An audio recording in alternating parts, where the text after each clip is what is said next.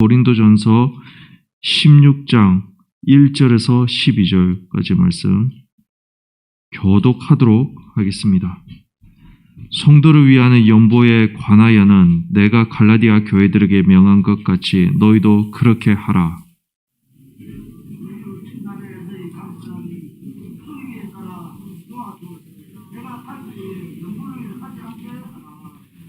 내가 이를 때에 너희가 인정한 사람에게 편지를 주어 너희의 은혜를 예루살렘으로 가지고 가게 하리니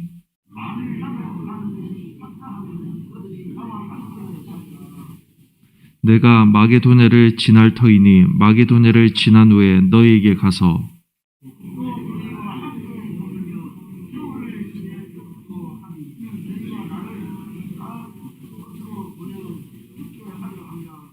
이제는 지나는 길에 너희 보기를 원하지 아니하노니 이는 만일 주께서 허락하시면 얼마 동안 너희와 함께 머물기를 바람이라. 내게 광대하고 유효한 문이 열렸으나 대적하는 자가 많음이라.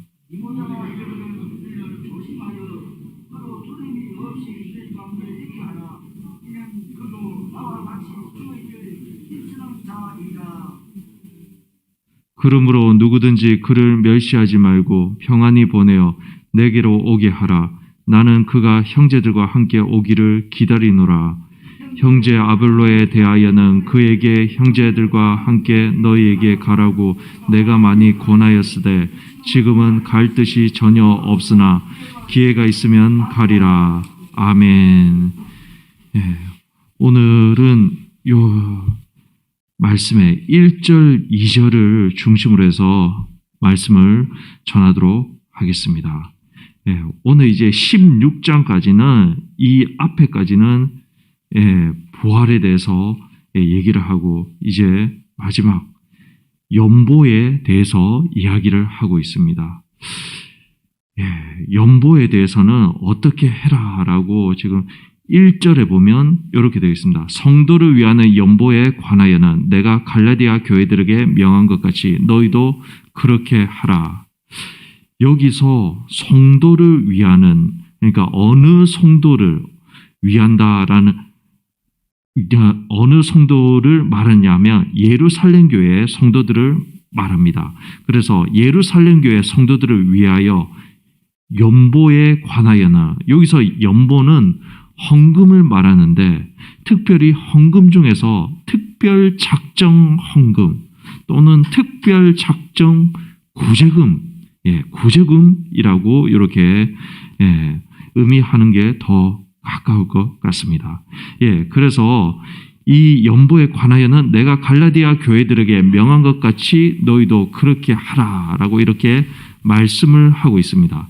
여기서 또한 갈라디아 교회라고 하면 갈라디아 교회 한 군데만 말한 것이 아닙니다. 갈라디아 교회들, 교회들이라고 되어 있는데 이 교회들은 어디냐면 바울이 1차 선교 여행 때 바울이 세운 갈라디아 지방에 세운 교회들을 다 한목에 말해서 갈라디아 교회들이라고 말합니다. 다시 말해 루스드라, 이고니온, 더베, 비시디아, 안디옥 등에 세운 교회를 말하고 있습니다. 그래서 이 갈라디아 교회들에게 명한 것 같이 너희도 이렇게 해라라고 하고 있습니다. 이것을 볼 때 예루살렘 교회는 상당히 지금 형편이 어렵습니다. 어렵습니다. 예루살렘 교회는 예수님 이후로 공식적으로 신약 시대에는 공식적으로 최초의 교회입니다. 그래서 이 예루살렘 교회는 많은 제사장들도 회개하여 예수님께 돌아온 사람도 허다히 많았다라고 되어 있습니다. 그리고 성도들도 회개한 사람들도 많았고 이렇게 볼 때에 신학자들은 이 예루살렘 교회는 아마 대형 교회였을 거다. 분명히 대형 교회였을 거다라고 이렇게 추정을 합니다. 그렇지만 이렇게 사람이 많고 대형 교회인데 희한하게 경제적으로는 아주 어려운 상황에 있습니다. 아마도 이 교회 안에는 많은 가난한 자들이 많았던 것 같습니다. 거기에다가 이제 기독교에 대한 유대인들의 핍박도 너무나도 심해지고 있습니다. 심해지고 스데반도 이제 순교하고 야고보 사도도 순교하고 이러한 상황도 오게 됩니다. 그리고 게다가 사도행전 11장 27절에 보면 글라우디오 황제 때 천하에 큰 흉년이 들었는데 라고 되어 있습니다. 이때 이 흉년에 예루살렘 교회는 직격탄을 받게 됩니다. 그래서 너무나도 힘들어서 이때 바나바와 이 바울도 함께 사역하던 안디옥 교회에서 구제금을 받아서 예루살렘에 이렇게 전달을 했었습니다. 예. 그래서 이 1절을 보면 아마 바울은 갈라디아 교회들에게 이 예루살렘 교회를 도와줘라, 지원을 해줘라 라고 이미 명했던 것을 보고 있습니다. 명했는데 이것을 이제 고린도 교회 너희도 이렇게 행해라 라고 이렇게 말을 하고 있습니다. 아마 고린도 교회는 이제 연보에 관한 것에도 약간 좀 부족한 부분이 있었던 것 같습니다. 예. 그리고 난 다음에 2절을 보도록 하겠습니다. 2절에 보면 매주 첫날에 너희 각 사람이 수입에 따라 모아두어서 내가 갈 때에 연보를 하지 않게 하라 이렇게 되어 있는데요. 여기서 매주 첫날이라는 이 구절에 대해서 좀 짚고 가야 될 것 같습니다. 예, 크게 오늘 보면 이 본문은 연보에 대해서 말씀을 하고 있는데 신학적으로는 이 구절이 2절이 아주 중요합니다. 왜냐하면 여기서 이제 매주 첫날은 어떤 날이 의미하냐면 안식 후 첫날을 의미합니다. 일요일이 곧 주일임을 말하고 있는 구절이 바로 이 구절입니다. 그래서 이 구절에 대해서 조금 더 설명을 하고 넘어가도록 하겠습니다.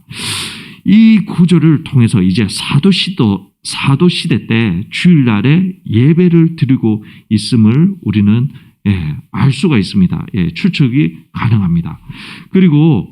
그래서 이 10계명 중에 네 번째 계명이 무엇입니까? 안식일을 지켜라 라고 이렇게 말씀하고 있지 않습니까?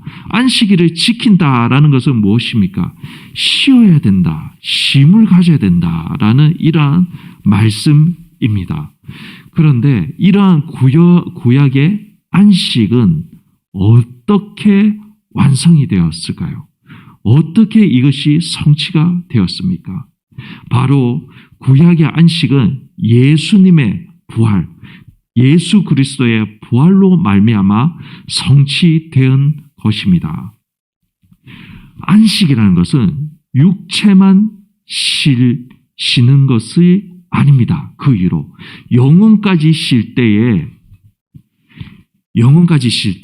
비로소 완성이 되는 것입니다. 육체가 쉬기 위해서는 하던 일들을 멈춰야 됩니다. 안식일에 그래서 모든 하던 일을 멈추고 중단해야 되는 것입니다. 마찬가지로 영혼이 위해서는 영혼이 자유로워져야 됩니다. 어디로부터 자유로워져야 되냐면 죄에서부터 자유로워져야 되는 것입니다. 그래야지 안식을 누리는 것입니다. 우리 주 예수 그리스도께서 죽음에서 부활하심으로 말미암아 이 안식을 이루어 주셨습니다. 부활하신 예수 그리스도께서는 우리 안에 들어오셔서 우리의 속 사람을 거듭나게 해주셨습니다. 거듭나게 해주셔서 우리의 영혼이 죄로부터 해방되어 자유함을 얻게 해주신 것입니다.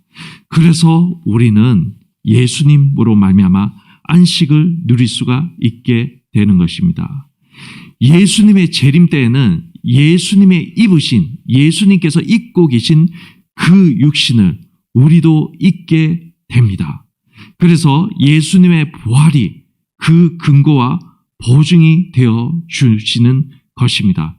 그렇기 때문에 예수님이 부활하신 이후에는 안식일인 토요일을 지키지 않고 토요일 다음 날인 일요일을, 즉 예수님께서 부활하신 주일을 우리가 지키는 것입니다. 이것에 대해서 요한복음 20장 19절에 예수님께서 안식 후 첫날 곧 일요일에 제자들을 찾아오셔서 교제하시는 장면을 우리는 볼 수가 있습니다. 그래서 예배하는 날이 곧 일요일, 주일이 될 것이다 라고 이렇게 예고하고 있습니다. 또한 사도행전 20장 7절에 이렇게 되어 있습니다. 그 주간의 첫날에 우리가 떡을 떼려 하여 모였더니, 그 주간의 첫날이 바로 주일을 의미합니다. 예. 그리고 요한계시록 1장 10절에도 안식 후 첫날을 주의 날이라고 이렇게 말한 것을 보아 안식일이 주일로 전환되는 것이 공식적으로 이렇게 된 것을 알 수가 있습니다. 그 밖에도 성경 외에도 디다케 그리고 이그나티우스가 쓴 글, 그리고 베드로 복음이라고도 있습니다. 성경이 아닙니다. 성경 외에 베드로 복음이라는 글도 있는데, 그러한 문헌에도 보면 예배의 날을, 주일을, 일요일을 예배의 날로 이렇게 말하고 있습니다. 그리고 교부 저스틴도 일요일이 예배의 날임을 이렇게 말하고 있습니다. 그러다가 이제 주 4세기 딱 되니까 콘스탄틴 대제가 주일을 공식적으로 인정해 버리는 사건이 나타납니다. 그렇기 때문에 토요일이 주일이다, 토요일 날 예배를 드려야 된다라는 안식교의 주장은 잘못되었습니다. 일요일, 우리는 예수님께서 부활하신 주일, 일요일을 주일로 삼아서 예배 드리는 것이 맞습니다. 그래서 다시 이제 오늘 본문 2절로 돌아가서 다시 돌아가겠습니다. 2절에 보면 바울이 주일마다 예배를 드릴 때 각 사람이 수입에 따라 모아서 이렇게 연보를, 헌금을 해라고 이렇게 말을 하고 있습니다. 다시 말해, 이 연보는, 이 구제금은 돈 있는 사람만 할 수 있는 것이 아니었습니다. 참여를 하는데, 모두가 참여를 하는데 각자의 수입에 맞게, 각자의 경제적인 상황에 맞게 해라라는 것입니다. 그러니 돈이 있든 없든지 간에 교회에 나오는 사람들은 모두가 하나가 되어서 이 구제하는 연보에 참여해라라고 이렇게 말을 하고 있습니다. 우리도 주변 교회가 힘들고 어려워하는 상황에 있을 때 이를 안타까워하고 도와줘야 됩니다.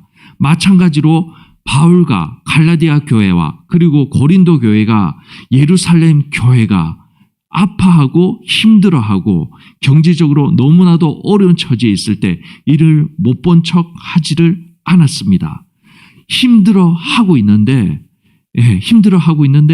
매주마다 연보를 거두어서 이렇게 그 연보를 모아서 갖다 주라라고 이렇게 말을 하고 있습니다. 여러분, 이 연보를 조금씩 매주마다 이렇게 거두어라고 하는 것은 매주마다 어떻게 해라는 것입니까? 매주마다 모아서 그것이 모이면 갖다 줘라라는 것입니다. 그런데 이렇게 매주마다 모이면요, 어쩌면 조금 더 한 번에 모으는 것보다도 조금 더 많이 모을 수가 있을 것입니다. 그러나 그뿐 아니라 조금씩, 없는 상황이지만은 조금씩 내라는 것입니다. 없는 상황이지만은, 없지만은 그래도 조금씩 있는 상황에 맞춰서 내라는 것입니다. 그래서 이 어려운 상황에 있는 예루살렘 교회에 도와주라라는 것입니다. 힘들어하는 지체들을 보고 그냥 넘어가지 말고 도와라라는 것입니다. 오늘 말씀, 잠언서 말씀을 잠깐 나누고 제가 오늘 말씀을 마무리하도록 하겠습니다. 잠언 19장 17절입니다. 가난한 자를 불쌍히 여기는 것은 여호와께 꾸어 드리는 것이니 그의 선행을 그에게 갚아 주시리라 라고 이렇게 되어 있습니다. 그리고 잠언서 11장 25절에는 이렇게 되어 있습니다. 구제를 좋아하는 자는 풍족하여질 것이요 남을 윤택하게 하는 자는 자기도 윤택하여지리라 라고 되어 있습니다. 우리가 어려운 자들을 특히나 교회 그리고 교회 외에도 어려운 자들을 돕는 것은 하나님께서 우리에게 빚져 주시는 것입니다. 그리고 우리가 이렇게 남을 돕는 것은 남을 이렇게 윤택하게 하면 하나님께서는 자기도 이렇게 도와주는 자를 윤택하게 만들어 주신다라고 이렇게 말씀하고 있습니다. 사람들은요 이렇게 생각을 합니다. 내가 가진 것을 내가 없는데도 이렇게 줘버리고 남을 도와주는데 써버리면 나는 없어져 버리는 것이 아닐까 라면서 그 두려움 때문에 남을 선뜻 도와주지를 못합니다. 그러나 여러분 오늘 이 잠언서 19장 17절 말씀과 잠언서 11장 25절의 말씀을 의지하고 도와주십시오.